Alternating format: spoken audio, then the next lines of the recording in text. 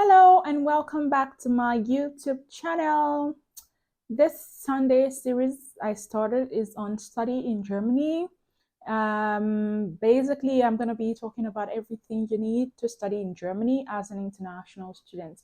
We started this series last week, Sunday, and with an intro episode about what happened to me. The video will be linked to this video. You can also go into visit my channel page and you will see the introduction video if you haven't watched yet. Today we're talking about studying in Germany, 5 top reasons why you should consider studying in Germany. And I will just go right into it.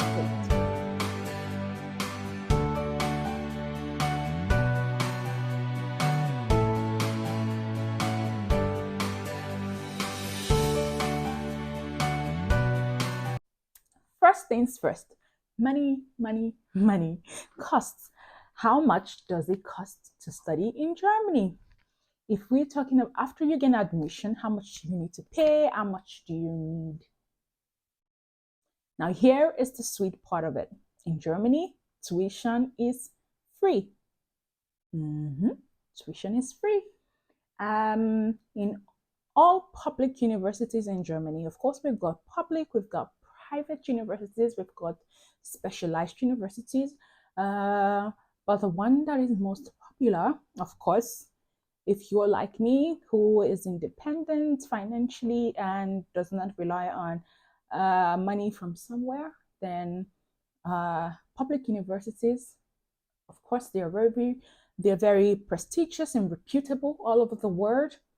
Should be an option you consider. Why? Because they're tuition free, which means you can be free from the burden of thinking about thousands and thousands of euros to pay every year on tuition. But does that mean that it is totally free? No. In Germany, there is what we call semester contribution fees.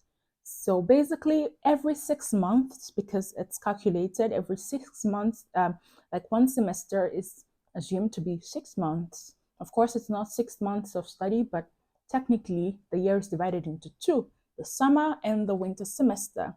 And each semester you pay what is called a contribution fee. It ranges between 200 to 500 euros, depending on where you school, the area, and the things that go into the money. So basically, it's ranging between that. I pay 330 in my uni, and some pay more, some pay less. So ranging between 300 or 200 even, and 500 euros is the semester contribution fees in public universities. Now, if you agree with me, this is relatively cheap compared to countries where you pay thousands of euros or pounds or dollars every year. Now, the sweet thing about this again is that the semester fees are basically for you. The calculation that goes into the money is the smaller percentage goes into student body associations or money for student bodies or associations and stuff like that, used for improvement of whatever in the uni. And the larger percentage of it goes into your transportation ticket. Yeah. So as a student, you do not need to buy tickets every now and then when you need to use the train or the bus or the tram or the subways. You already pay for them in the contribution fee. So basically, for the entirety of the 6 months in that semester, you do not need to pay extra for anywhere you go. So you can up on a train, up on a bus, up anywhere to go around in the federal state where you live. So basically, Germany is divided into 16 federal states, and each federal state has different cities, towns in them. So whichever federal state you are, you can travel as you wish with your semester ticket. Isn't that interesting? Of course, Germany now has introduced the Germany tickets where you can travel with 49 euros anywhere you want in the entire country. So with 49 euros, you can go anywhere. And so there have been readjustments to this in different universities concerning how much students need to pay, considering the fact that semester ticket covers only the federal states. But in this case, Germany is offering an option for the entire country. So some universities are opting out of the semester ticket option and just saying, okay, students can just go ahead to buy the 49 € ticket, while some universities are trying to get a subsidized amount for students and still continue the option. So in whatever case, it is relatively cheap to study in Germany. Not to mention that there are scholarship opportunities as well to cover your living costs. So of course, tuition is free, but you have to eat, you have to pay your bills, you have accommodation bills, you have heating costs and living costs and all of that. So there still are scholarships to cover these things, to cover your living costs. So there are different types of scholarship. The DAAD is there. The international student scholarships. Then your unis. Pardon my German English. Your universities international office would definitely every year have different scholarship opportunities available for international students. So you might always want to check that out if you would like that. But if you do not get a scholarship, it is still very convenient to study in Germany, because that brings me to the second point. There is the opportunity to work part-time as a student. 20 hours a week you can work as a student anywhere. Even if you do not have a good knowledge of German, there are still relatively very good jobs you could get as a student while you're here. And can I add that the minimum wage in Germany is 12 € per hour. So per hour, you can earn at least 12 € in Germany, even as a student. And so if you work 20 hours a week, that's give or take 80 hours in a month. So you can multiply 80 by 12 € per hour to see how much. And of course, that means that, and as a student, you're on tax level 1. So it means your tax deduction are relatively cheap, if not even the cheapest. So you have enough money to cover your living costs. You have enough money to, if you are judicious enough, I would say, to even save in Germany. So not everything you make goes into you paying your tuition or living costs or expenses and things like that. So when it comes to money, Germany is option number 1. Now, for the third reason, I would say why you should consider studying in Germany is the flexibility of the study programs. Study programs in Germany are very flexible, and I would dare say they're the most flexible I have seen, considering my knowledge of universities in Nigeria, universities in Uzbekistan, universities in the UK. I can make bold to say that Germany has the most flexible university system I have seen. So it works like this. You as a student can decide what courses you want to take every semester. So it's not a fixed program in most public universities. So when you gain admission, you're told you can study this course, for example, between 2 to 4 years, maybe.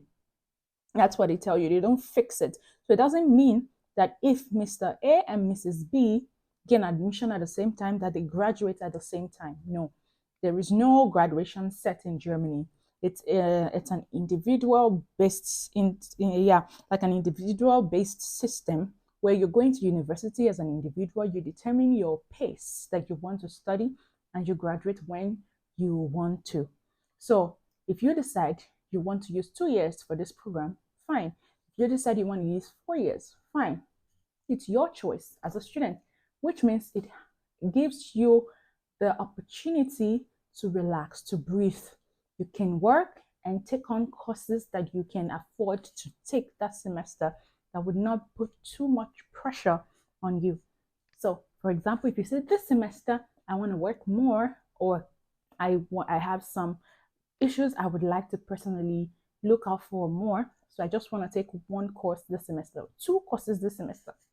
It's absolutely fine in Germany to do that. And from what I understand, it's as flexible as studying for even up to 10 years if you want to drag your course. As long as you study at least one course every semester, then you remain a student. So, for example, in my university and in my course of study, when I gained admission, I was told it's my admission letter stated 2 to 4 years of study, as you wish. But recently, that was last year after the COVID and everything, the Senate of the UNI readjusted the possibility for the time span of study to 8 years. So it means people could keep on studying their course for as long as 8 years if they wanted to. So there is no pressure, there is no rush. You can take it one step at a time if that is what you want. Is this an advantage? Yes, if there are lots of things that you have on your plate to do. And is it a disadvantage? Maybe. I mean, I have seen a lot of people from other universities in other countries go in, study their masters 1 year, they're done. 2 years, they're done. But people in Germany, 4 years, 5 years, some are still on the same program. It all depends on what you want, I would say. If you do not want the stress or the pressure, of course. But if you really want to graduate fast, it's still also possible. You just take on all the courses at once and you finish. So basically, nobody is forcing you to finish something you don't want to finish. And at the same time, there is no pressure on you. So it's a really interesting system, I would say. But the good thing is the flexibility. So you can relax as a student and take it all at your own pace. Another flexibility is in the universities. So, for example, if you're studying in one university and for one reason or another you want to change your university, it is possible in Germany. You just have to switch from one university to another as long as it's the same course of study. As long as it's the same course, you can leave one university into another. So you take a transfer. But first of all, it is advisable that you get an admission in the university you're transferring to before you drop out of the other university and transfer into the second one. So that's how flexible it is. Point number 4. Now, when you come into Germany as a student, you're given a study visa. But it is not, I know of many countries that as a study visa, you can only study. If you want to switch to another visa, it's hardly impossible. Of course, there's the opportunity at the end of your study to get another visa that is for 18 months to look for a job. But while you're studying, if there is a change of circumstance, or if there is a change of circumstance for you, you can switch your visa. For example, if you get a job, of course, there are requirements to the kind of job you can get and how much you're supposed to earn annually from those jobs. Well, that is not for this video. You can switch from your study visa to the visa that supports professionals, or even the EU blue card. So you can switch from that. And of course, also if your status as a single person changes, maybe you become married or you have a child that is related to a German or a permanent resident, for example, and you want to change your visa from a study visa to that of family purposes, it is also very possible. So you are not confined to being a student only with your study visa. There are multiple opportunities where you can switch your visa if you can prove it. And that I find interesting. Of course, that is, I would say, an advantage. And the fifth, and definitely not the least reason why I recommend studying in Germany is the location of the country. So here it is. Germany is centrally, I would not say centrally, but really nicely located in Europe, such that it has it shares borders with 9 other countries. It shares borders with 9 other countries, which means there is limitless opportunities and possibilities for you to visit other countries while you're studying in Germany.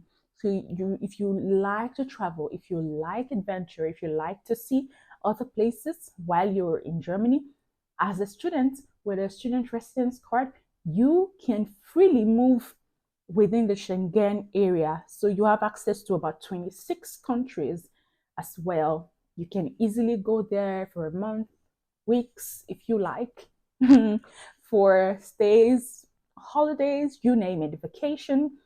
And Germany itself is positioned where it borders 9 other countries. So easily by bus or by train or car, you could easily go from one country to another country. So, for example, we have Denmark to the north of Germany. We have Netherlands, Belgium, Luxembourg, and France to the west of Germany. We have Switzerland and Austria to the south of Germany, and Czech Republic and Poland to the east. So you see, you have limitless opportunities. You could just travel by bus to Netherlands or by train to Denmark, and boom, you have your breakfast in Germany and you have your lunch in Switzerland. Interesting. So you could explore as a student in Germany. You're not limited to one country with your German study visa or your residence card as a student here in Germany. So, with this few points of mine and this 5 really nice reasons, I hope you can decide if yeah, Germany is for you or if no, Germany is not for you.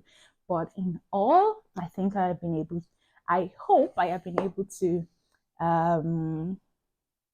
at least pass on some really informative message to you. If you like this content, please like it and subscribe to my channel. Help us grow our channel. Please subscribe if you watch this video. Thank you.